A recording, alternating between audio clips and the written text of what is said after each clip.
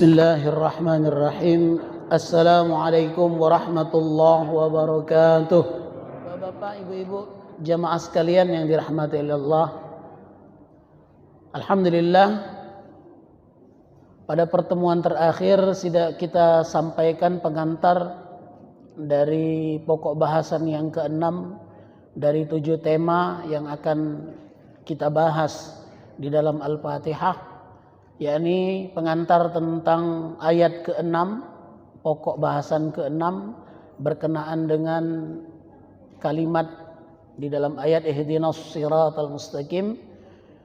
Kemarin sudah kami sampaikan perbedaan qiraah pada bacaan as-sirat. Ada yang menggunakan huruf shad, as-sirat masyhur, qiraat al-jumhur bis-shad. Paling masyhur jumhur ulama ahli qiraah membacanya dengan huruf shad.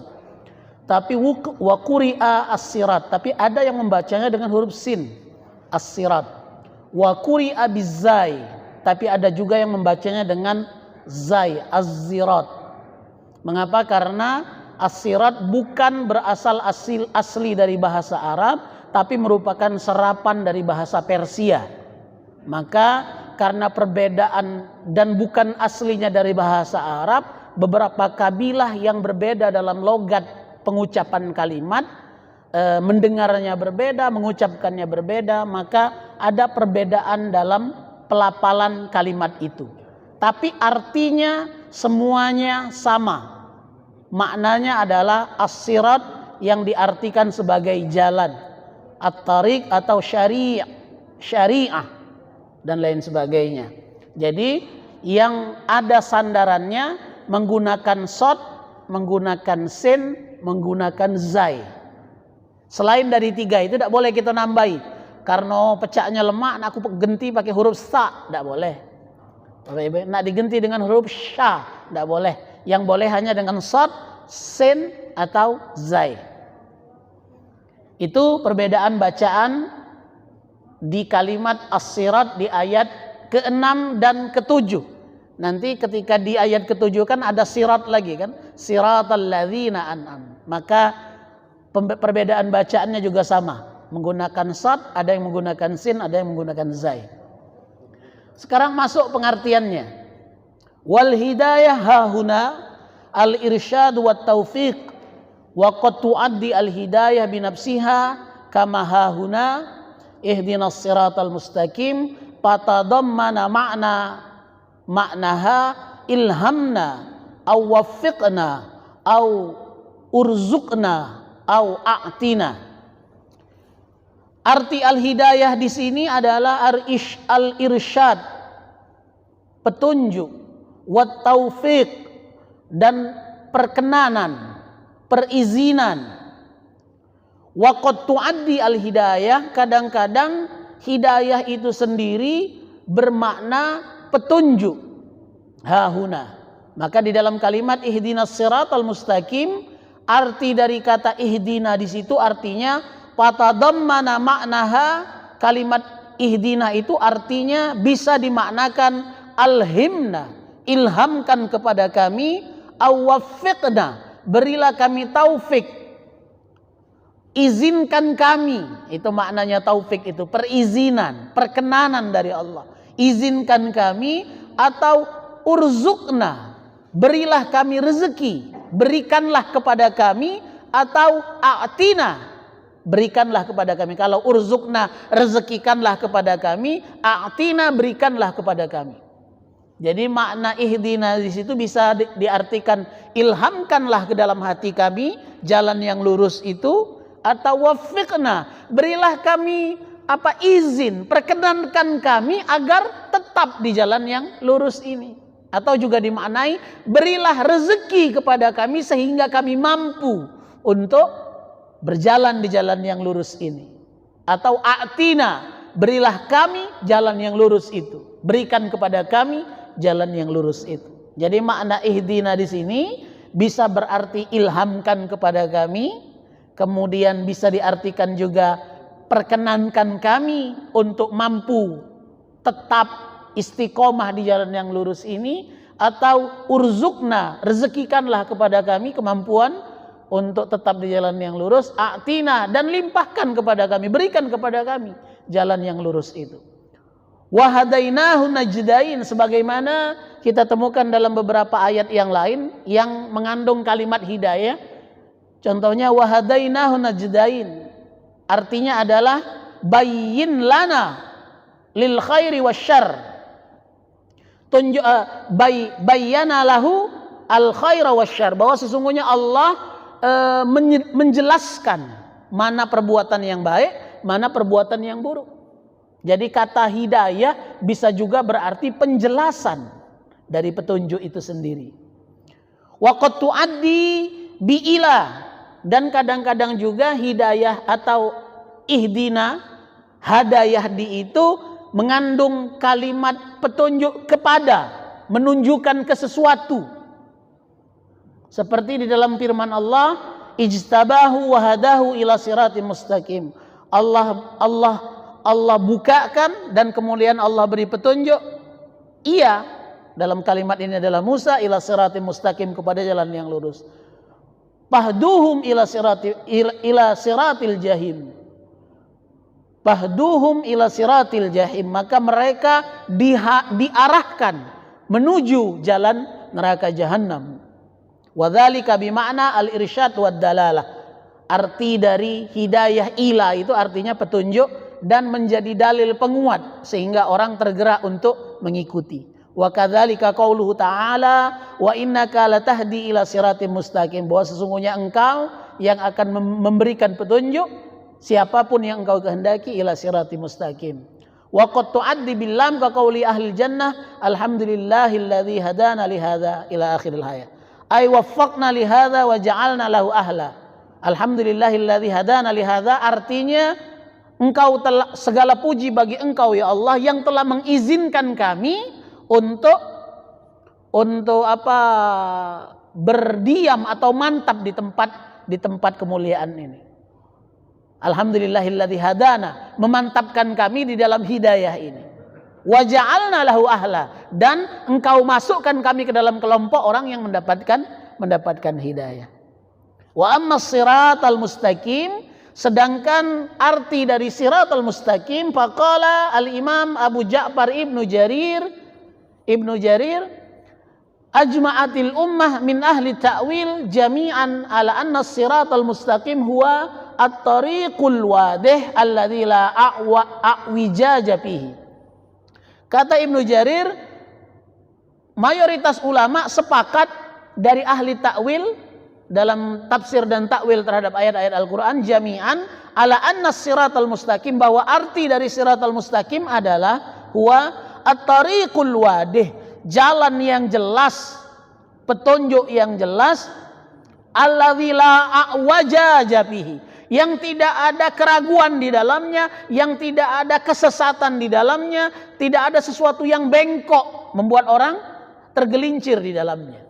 Itu makna jalan yang lurus di sini adalah petunjuk atau jalan yang lempeng, lurus dan mudah kita membedakan mana yang benar, mana yang salah. Tidak ada perkara abu-abu di dalam agama kita. Al-halalu bayyinun wal haramu bayyinun. Dalam hadis yang masyhur dalam Arba'in Nawawi, Rasul mengatakan perkara yang halal itu sudah jelas, perkara yang haram itu sudah jelas. Halal boleh kita kerjakan, haram tidak boleh kita kerjakan. Tapi ada perkara di tengah-tengah. Sedangkan di tengah-tengah itu disebut dengan perkara mutasyabihat. Nah, ini butuh kajian lebih dalam, tapi bukan menunjukkan keraguan-raguan dalam hukum kita, Bapak Ibu ya. Dalam perkara yang haram tidak kata lagi toleransi, tidak kata lagi pembolehan, Bapak-bapak, Ibu-ibu. Nah, sedangkan perkara yang mutasyabih, yang meragukan karena masih butuh kajian, karena terjadi perkembangan, pertambahan ilmu pengetahuan, perbedaan pola kehidupan menyebabkan perbedaan dalam menyikapi sesuatu. Maka fikih tidak jumud, fikih itu tidak boleh rigid, tidak boleh mati, dia berkembang, Bapak-bapak, Ibu-ibu. Di dalam hukum dasar dia mantap, tapi dalam hal-hal mutasyabih inilah hukum kita bisa berkembang, bertransformasi, mengadopsi dan mengakomodir kebutuhan kebutuhan zaman. Bapak Ibu. Nah, kembali kepada sini, makna siratal mustaqim adalah petunjuk atau jalan yang jelas, jalan yang tidak ada keraguan di dalamnya, alladzi la wajah fihi, tidak ada bengkok, tidak ada sesuatu yang meragukan di dalam agama atau jalan yang lurus itu. Wa kadzalika fi lughati jami'il Arab, dan di dalam penafsiran mayoritas penduduk Arab, pamin dzalika qauluhu Jarir Ibnu Atiyah Al-Khafi, di sini ada istilahnya syair yang dikatakan oleh orang-orang Arab berkenaan dengan makna sirat, Amirul Mukminin ala siratin idza a'wajal mawarid mustaqim. Bahwa sesungguhnya Amirul Mukminin, khalifah atau pemimpin kita itu berada di jalan sirat. Nah, makna sirat di sini artinya jalan yang lurus. Iza a'wajal mawarid mustaqim. Maka ketika dia menghilangkan perkara yang meragu-ragukan, sesungguhnya dia sudah sedang berada di jalan yang lurus, mustaqim tadi.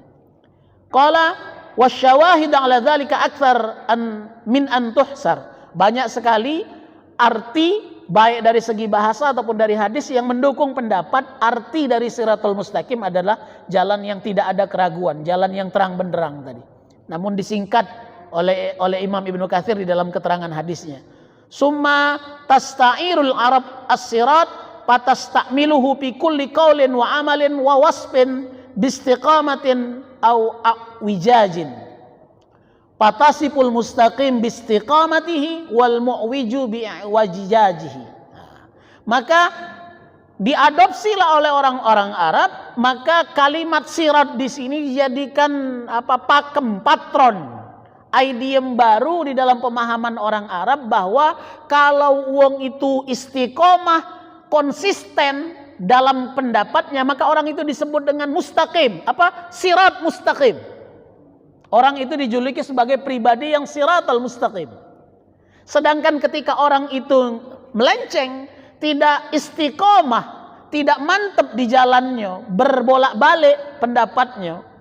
Pagi, aku tadi dengar pendapat pepatong Jawa itu Pak Haji. Pagi tempe, sore kedelai. Nah, itu istilahnya. Berubah-ubah, padahal faktornya sama, konsepnya sama, tapi karena waktu dan orang yang dihadapi berbeda, berubah pendapat tadi. Maka orang ini bukan disebut dengan bagian dari sirat al-mustaqim atau al-istiqomah tadi, tapi wijajun, atau sesuatu yang bengkok, sesuatu yang melenceng, tidak berada di jalan yang lurus. Summa ikhtalapat ibaratul mufassirin minas salaf wal khalaf fi tafsiris sirat wa in kana yarji hasiluha ila syai'in wahidin wa huwa al mutaba'ah lillahi wa li rasulih. Parawiya annahu kitab Allah.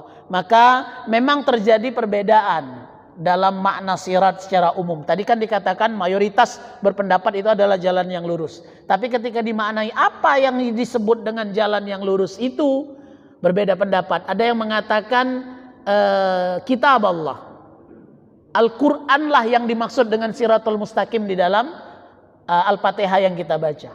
Tapi ada juga yang mengatakan Islam, yang dimaksud dengan jalan yang lurus itu adalah agama Islam itu sendiri. Tapi ada juga yang mengatakan bahwa kebenaran yang dimaksud dengan siratul mustaqim di dalam ayat itu adalah kebenaran yang hak, hakikat kebenaran yang sesungguhnya. Itulah makna siratul mustaqim.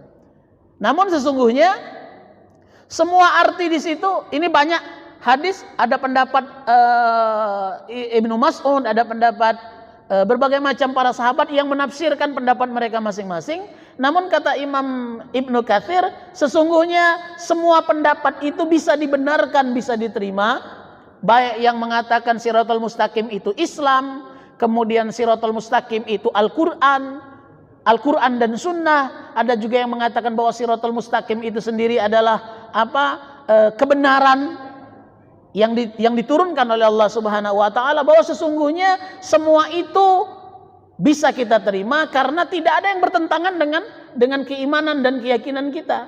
Maka beliau katakan di sini, wa kullun hadhil aqwal sahihah wa hiya mutalazimah fa inna man ittaba'an nabi sallallahu alaihi wasallam iqtada billadaini min ba'dihi, yakni Abu Bakar. Oh, juga ada yang berpendapat bahwa jalan yang diikuti oleh orang-orang setelah Nabi Muhammad itu juga siratal mustaqim. Jadi penerus Nabi Muhammad setelah Rasul wafat, maka khulafaur rasyidin al-arba'ah, 4 orang itu adalah merupakan jalan yang lurus. Apapun yang mereka fatwakan, yang mereka tetapkan, itu juga merupakan ketentuan jalan yang lurus, termasuk bagian dari siratal mustaqim.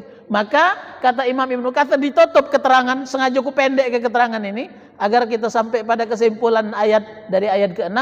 Maka kata Imam Ibnu Katsir, sesungguhnya pendapat itu semua benar, wahya mutalazimah, dan sesungguhnya pendapat itu lazim masuk di akal kita. Fa inna, karena sesungguhnya, beliau katakan mengapa? Ada yang mengatakan Islam, ada yang mengatakan kebenaran, ada yang mengatakan Al-Quran dan Sunnah, ada yang mengatakan siratal mustaqim itu adalah mazhabnya khulafaur rasyidin. Sesungguhnya semua pendapat itu benar. Mengapa? Karena barang siapa yang mengikuti Nabi SAW, sungguh orang itu pasti akan mengikuti pemimpin setelah Rasulullah. Ittaba'a billadzaini min ba'dihi, akan mengikuti siapa yang ada di belakangnya, yakni Abu Bakar dan Umar. Faqad ittaba'al haq, karena sesungguhnya mereka, para pemimpin-pemimpin awal, sudah menunjukkan bahwa mereka mengikuti kebenaran. Waman ittaba'al haq, barang siapa yang mengikuti kebenaran, sesungguhnya ittaba'al Islam, maka orang itu pasti akan sama dengan Islam. Karena Islam itu tidak akan melenceng dari kebenaran. Bapak Ibu ya, uang yang meloi Nabi pasti dukung khulafaur rasyidin, karena khulafaur rasyidin di jalan yang benar. Setelah khulafaur rasyidin yang 4, terjadi perbedaan penafsiran berkenaan dengan Muawiyah dan keturunannya. Mengapa? Karena setelah itu bukan proses penetapan secara al-khiyar, pemilihan, akan tetapi penunjukan. Kita tahu Ali adalah seharusnya kan dia tim formatur. Bapak Ibu ya tahu proses pemilihan 4 khalifah ini kan berbeda-beda. Bapak Ibu ya, ketika Rasul wafat, Rasul tidak menentukan caranya, tapi para sahabat yang berijtihad. Nah, di zaman ketika Rasul wafat, terjadi perdebatan antara kaum Muhajirin dan Ansar. Sama-sama merasa berhak menjadi pemimpin pengganti Rasulullah. Tapi akhirnya Umar mengangkat tangan Abu Bakar. Menurut saya tidak ada yang lebih mulia di dunia ini setelah Rasulullah kecuali kecuali Abu Bakar. Maka aku membaiat Abu Bakar menjadi khalifah. Siapa yang setuju? Karena udah kata yang bisa ngalahkan. Dan memang dalam pengakuan Rasulullah sendiri mengatakan yang paling unggul di antara seluruh sahabat adalah Abu Bakar. Bahkan Abu Bakar disinyalir dalam beberapa momen ketika menjelang Rasul wafat pernah diminta oleh Nabi untuk menggantikan beliau menjadi imam. Itu merupakan pertanda bahwa beliau diberi amanah untuk menggantikan. Maka kata Umar, aku memilih Abu Bakar untuk jadi khalifah. Akhirnya yang lain mendukung. Ketika Abu Bakar mau meninggal, Abu Bakar tidak menyerahkan kepada masyarakat, tapi Abu Bakar menunjuk langsung Umar menjadi khalifah. Karena kondisi Islam waktu belum kuat, maka kata Abu Bakar, aku memilih pemimpin yang kuat agar kita bersatu. Kita tahu ketika zaman Abu Bakar dipimpin, kan sebagian di antara orang Yahudi yang masuk Islam terpaksa narik diri, murtad, tidak galak bayar zakat, tidak galak bayar upeti. Mereka beranggapan setelah Rasul wafat maka putus kewajiban bayar zakat. Maka oleh Abu Bakar dipimpinlah pasukan perang, lebih dari 70 hafiz yang meninggal waktu itu gara-gara memerangi orang yang tidak galak bayar zakat. Kondisinya masih belum stabil. Maka ketika Abu Bakar merasa kalau dipimpin oleh pemimpin yang lemah bakal kacau Islam setelah aku mati, maka Abu Bakar berijtihad, dia nonjok langsung Umar lah yang pantas menggantikan aku. Akhirnya Umar yang memimpin. Dan betul Umar, Nabi pernah mengatakan, aku dengan Umar ini seperti Musa dan Harun, hanya saja tidak ada Nabi setelah aku. Maksud Nabi Muhammad ngomong itu, kalau memang ada Nabi setelah aku yang pantas gantikan aku setelah aku, Umar. Ngapa? Karena Umar memang cerdas dan uangnya rasional. Kita banyak temukan konsep-konsep dasar agama kita, pemerintahan dan sistem kepemerintahan agama kita dirumuskan di zaman Umar Ibn Khattab. Usul pertama untuk membukukan Al-Quran memang terjadi di zaman Abu Bakar, tapi yang mengusulkan pertama Umar Ibn Khattab.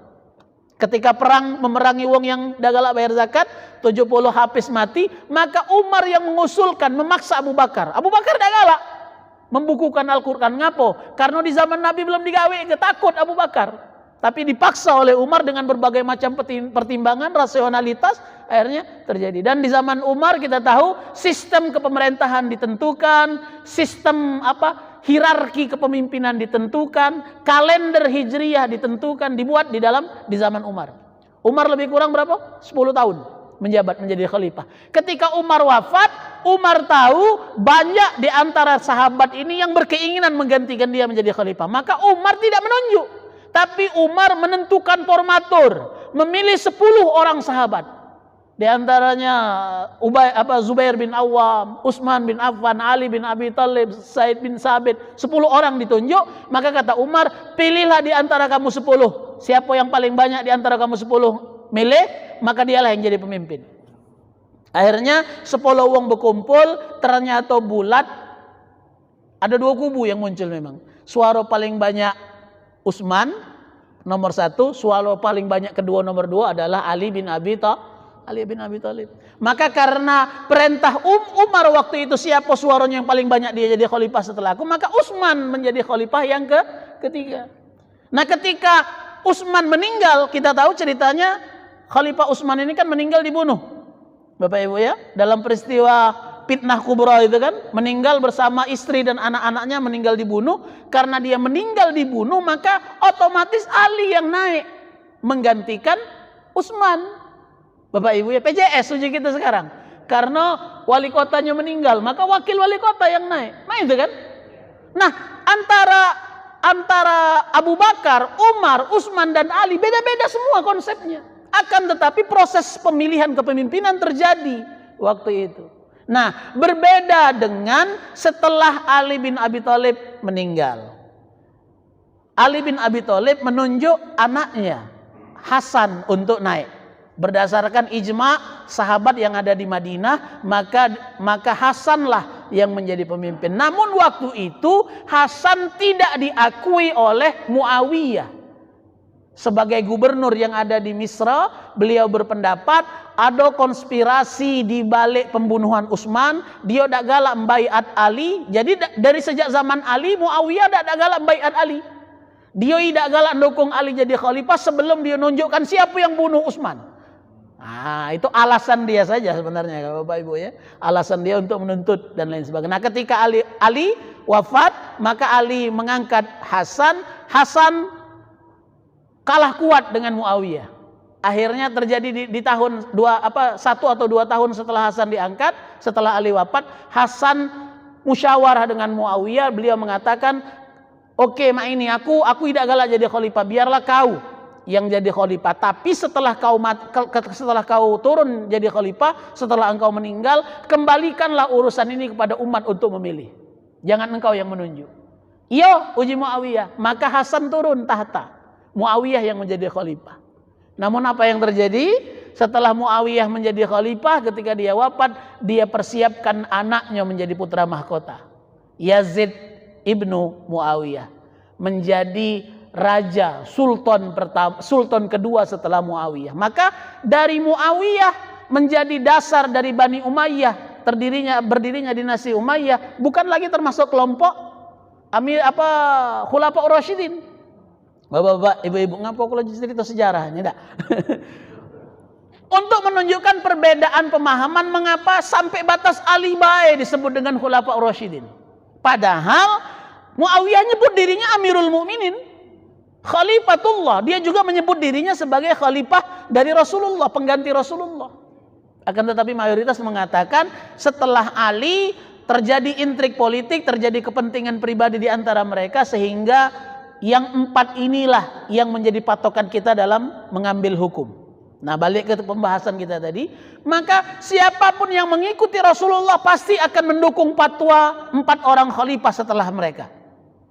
Mengapa? Karena mereka berada di kebenaran, mengikuti apa yang benar, yang mereka yakini kebenaran. Dan jika orang yang mengikuti kebenaran pasti akan mendukung Islam, karena Islam tidak akan bertentangan dengan kebenaran itu sendiri. Waman ittaba'al Islam faqad ittaba'al Qur'an. Maka orang yang mengikuti Islam pasti dia akan mengikuti Al-Qur'an, karena dasar dari Islam kita adalah Al-Qur'an. Wa huwa kitabullah wa habluhu al-matin, dan sesungguhnya Al-Qur'an inilah kitab Allah dan tali yang kokoh, tempat kita bergantung, tempat kita berpegang. Wa siratuhul mustaqim, dan jalannya yang lurus. Fakullaha sahihah yusaddaqu ba'duha ba'da walillahil hamd. Bahwa sesungguhnya pendapat yang mengatakan arti siratul mustaqim itu adalah Islam itu sendiri, ada yang mengatakan Al-Qur'an, kebenaran, atau apa yang diwariskan kepada sahabat yang 4 itu, sesungguhnya semua pendapat itu saling dukung, saling membenarkan, dan tidak akan bertentangan dengan akal sehat kita. Wa qala At-Tabrani haddatsana Muhammad ibn al-Fadl as-Saqati haddatsana Ibrahim ibn Mahdi al-Masisi haddatsana Yahya ibn Zakaria ibn Abi Zaidah anil A'mash an Abi Wa'il an Abdillah qala as-siratal mustaqim alladzi tarakna alaihi Rasulullah sallallahu alaihi wasallam. Bahwa sesungguhnya makna siratal mustaqim di sini adalah semua apa yang diwariskan oleh Rasulullah kepada umat Islam.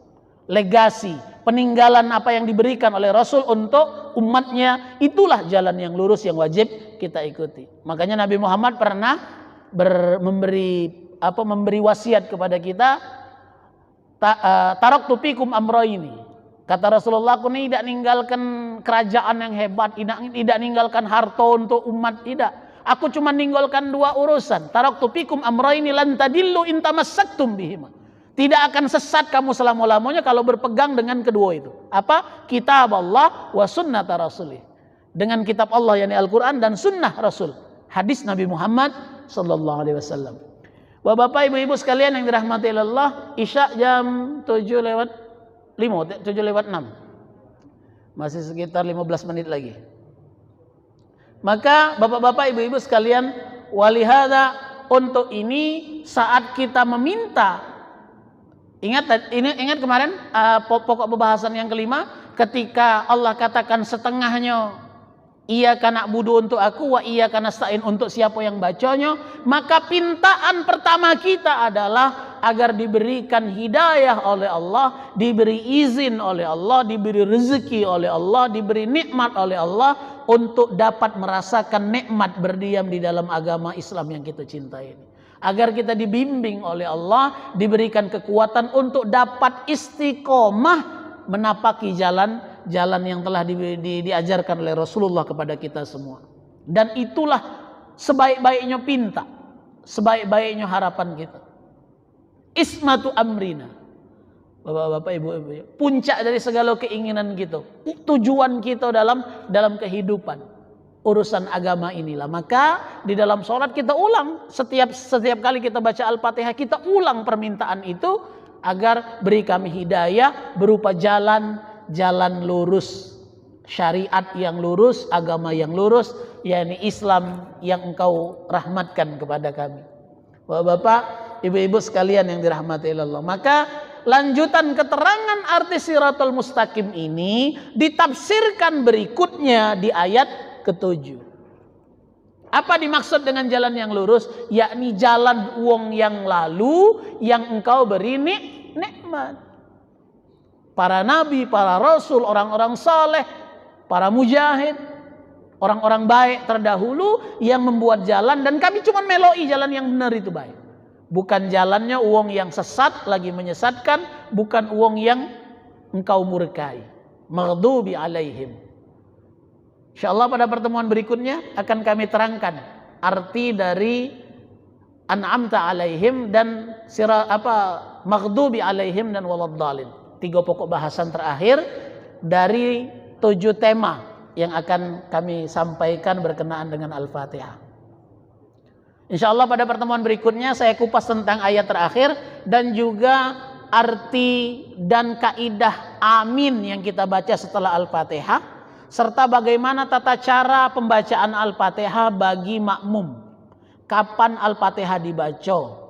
Kalau jadi imam baca jahar. Kapan makmum baca Al-Fatihah? Wajib dak makmum baca Al-Fatihah? Insya Allah pada pertemuan berikutnya akan kami kupas tuntas terakhir berkenaan dengan hukum Al-Fatihah yang kita baca di dalam salat. Sebelum kami tutup, jika ada pertanyaan dipersilahkan. Assalamualaikum warahmatullahi wabarakatuh. Waalaikumsalam warahmatullahi wabarakatuh. Ustaz, sebagaimana tahu saya tadi bahwa sumber agama Islam adalah kitab Al-Quran dan Sunnah Rasul. Kemudian kenapa pada saat kondisi sampai sekarang ini timbul ada mazhab-mazhab? Pertanyaan saya adalah, apakah perbedaan itu dari penafsiran Al-Quran atau perbedaan penafsiran dari Sunnah Nabi? Karena kan kalau memang sumber satu Al-Quran harusnya satu, tapi kenapa kok bisa berbeda-beda mazhab itu? Walaupun mazhab itu semuanya adanya baik. Demikian, terima kasih. Wassalamualaikum warahmatullahi wabarakatuh. Waalaikumsalam warahmatullahi wabarakatuh. Terima kasih, pertanyaan yang sangat bagus dan menarik untuk kita kaji. Mengapa terjadi perbedaan mazhab? Konsep mazhab ini muncul abad ke-2 Hijriyah, Bapak Ibu ya. Tahun 100 berapa itu, ketika Imam Malik sebagai imam paling tua di antara mazhab fikih lahir, Bapak Ibu ya. Nah, sesungguhnya perbedaan pemahaman itu bukannya terjadi setelah Rasul wafat, tidak. Di zaman Rasul sendiri para sahabat itu berbeda-beda dalam pemahaman ayat Al-Quran, bukan hanya hadis. Karena di zaman Rasulullah hadis belum ditulis, hadis masih tradisi lisan dari mulut ke mulut. Yang boleh ditulis itu, dan itu pun belum dikumpulkan kan, baru ditulis di lembaran-lembaran, ditulis di tulang, ditulis di batu. Nah, ketika bertemu dengan ayat-ayat yang tidak familiar di dalam pemahaman, di dalam bahasa orang Arab, para sahabat berbeda pendapat dalam penafsiran itu. Makanya kita temukan penafsiran sahabat yang berbeda. Hanya saja di zaman Rasulullah, kalau ada mengapa di zaman Rasulullah tidak begitu tampak perbedaan? Karena waktu itu sumber, kalau ada masalah pacak bertanya langsung dengan Rasul. Rasul yang nafsirkan, selesai. Bapak Ibu ya, maka penafsiran itu selesai karena ada penjelasannya. Tapi ada hal-hal yang tidak ditanyakan kepada Rasul karena sahabat paham artinya. Karena mereka hidup di dalam iklim bahasa yang sama, pemahaman yang sama. Mohon maaf Pak, bahasa ini berubah Pak. Bahasa ini berubah tergantung perkembangan zaman. Contohlah seperti kita di Indonesia. Zaman dahulu kita nyebut rukun Islam ada 5 perkara.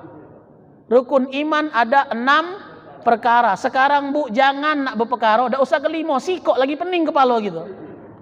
Nah, jauh kan artinya perkara yang kita ceritakan dengan yang berperkara zaman sekarang, antara langit dengan bumi, Pak. Tapi kalimatnya sama. Nah, mengapa terjadi perbedaan? Karena pergeseran waktu dan penggunaan kalimat yang berbeda. Nah, di zaman Rasul, mohon maaf, dari sekian ribu ayat, mungkin ada 100, ada 10 yang sahabat tidak paham, bertanya dengan Nabi. Maka ditafsirkan oleh Nabi. Maka kita temukan Nabi menafsirkan ayat Al-Quran. Bapak Ibu ya. Jadi awal-awal hadis dikumpulkan, bab terakhir itu tafsir Al-Quran. Jadi tafsir ini bagian dari hadis Nabi. Penafsiran Nabi tentang Al-Quran. Dulu dikelompokkan ke dalam bab hadis bagian terakhir.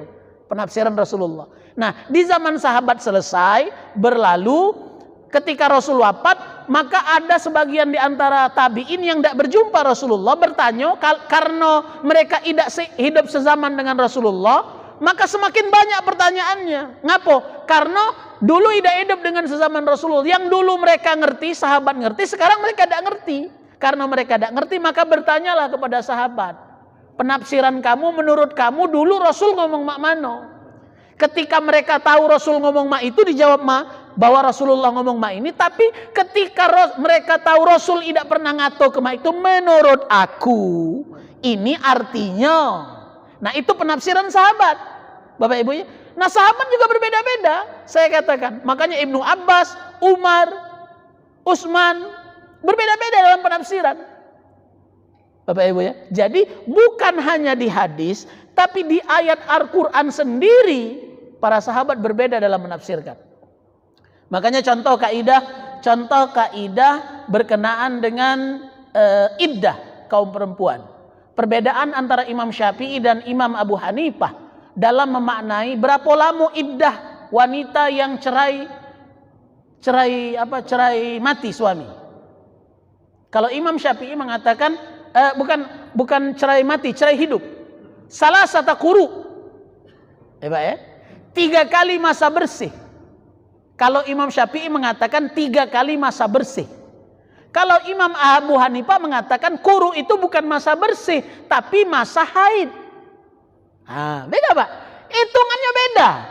Karena kalau kita ngitung 3 kali masa haid, jumlahnya tidak sampai 3 bulan. Bisa 2 bulan setengah. Ngimbit 10 hari. Tapi kalau salah satu quru dimanai sebagai masa bersih, itu 3 bulan 10 hari.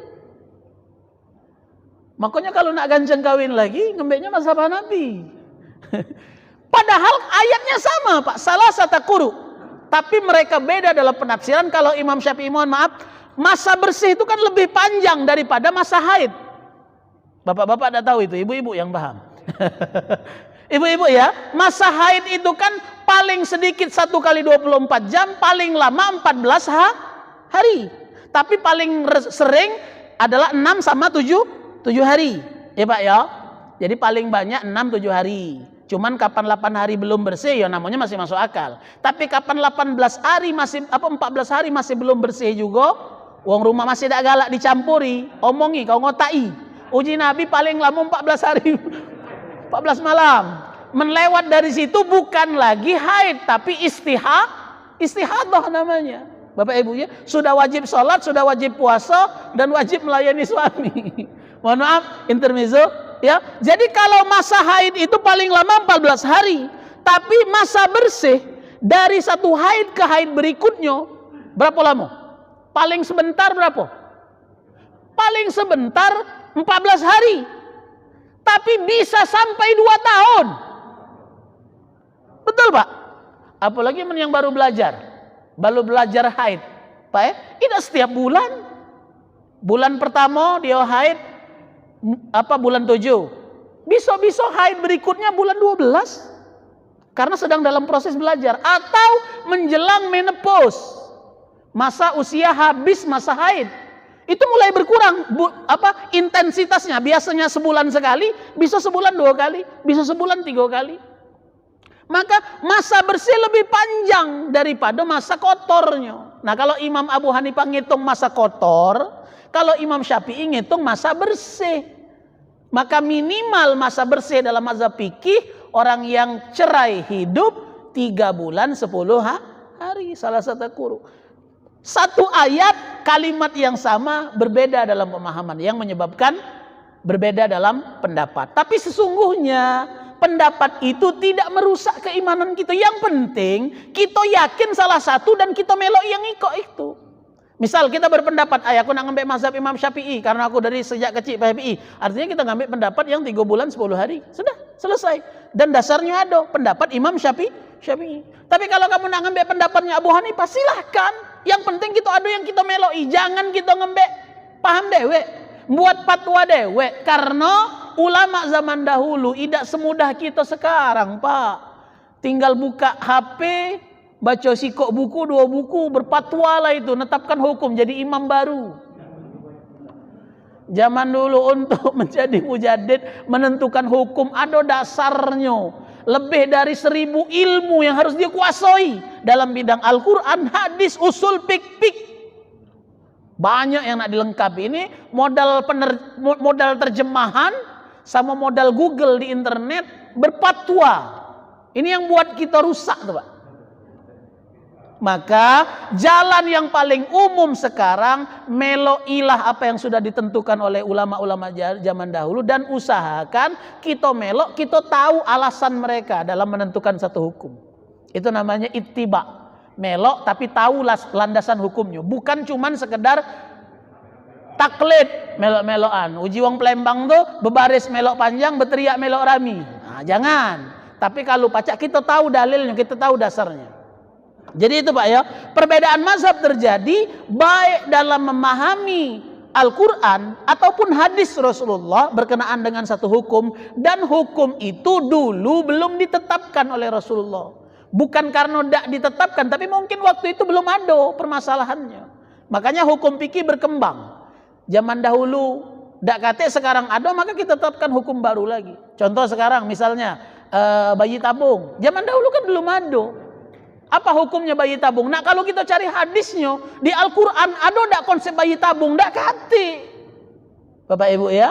Maka diambillah dalam konsep Ahlus Sunnah wal Jamaah, dasar istidlal itu minimal 5. Al-Quran, kalau ada di Al-Quran maka cukup di Al-Quran. Untuk penjelasannya maka kita ambil hadis. Nah, kalau di Al-Quran dan hadis tidak ada, maka kita jingok pendapat sahabat, qaulus sahabi, mazahibus sahabi, pendapat sahabat. Kalau mazahibus sahabi tidak kate, qiyas, pendapat ulama, Bapak Ibu ya. Nah, kalau seandainya qiyas tidak kate, ijma, ditetapkan bahwa ternyata dari 4 ini tidak kate pokok bahasannya, maka ulama berkumpul menentukan hukum baru, maka dia disebut ijma ulama. Nah, ijma ulama inilah yang melahirkan hukum baru. Hukum baru. Kita ada muktamar, ada pertemuan ulama, ada majelisnya. Bapak Ibu sekalian yang dirahmati Allah, itu yang dapat kami sampaikan, bahwa sesungguhnya hukum Islam berkembang bukan karena kesalahan dalam penafsiran, tidak, karena Islam ini up to date, selalu berkembang memenuhi kebutuhan zaman. Maka kita butuh penafsiran yang baru, tapi bukan kesalahan. Kalau Bapak Ibu buka surat Ali Imran ayat 7, dikatakan bahwa di dalam Al-Quran itu ada hukum-hukum yang tegas, tapi ada juga hukum-hukum yang masih ngambang, agar kamu bisa berkembang di situ. Tentang ayat muhkamat dan ayat mutasyabihat. Demikian yang dapat kami sampaikan. Mohon maaf atas segala kekurangan. Insyaallah pertemuan berikutnya kita tuntaskan pembahasan tentang Al-Fatihah sehingga sempurna dalam ibadah. Mengapa? Karena Al-Fatihah ini berhubungan langsung dengan sah atau tidaknya salat kita. Insyaallah demikian yang dapat kami sampaikan. Mari kita tutup dengan doa. Kita mulai dengan istighfar 3 kali. Astaghfirullahaladzim, astaghfirullahaladzim,